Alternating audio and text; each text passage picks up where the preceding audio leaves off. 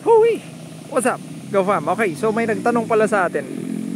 Paano daw yung ginawa ko dun sa ating punlaan? Kasi parang ang ninipis. Tapos magkakalayo. Tapos biglang eto na, ang kapal na.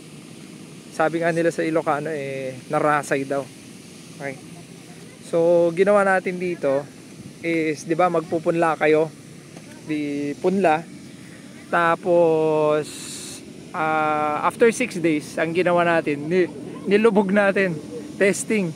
As in, totally lubog yan. Kasi tutubo yan ng malilit. Totally lubog yan. Mga hapon yun. Hapon yun ginawa. Tapos kinamagaan, saka tayo nag-level ng tubig.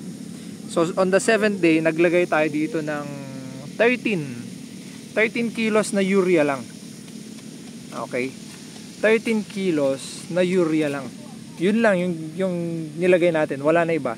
Tapos after 7 days before na may tali, naglagay ulit tayo ng 3 kilos na urea. Yun, kaya yan ang itsura niyan ngayon, no? Kaya humabol siya. Okay. So gumamit tayo dito ng, sinobrahan na natin kasi yung panahon ngayon dito hindi maintindihan. Usually ginagamit natin mga 17. So ginawa natin 18 kilos. Pang reserba lang. 18 kilos yung ginamit natin dito na binhi na SL 19H. Yun. So hopefully maganda yung ani natin this cropping.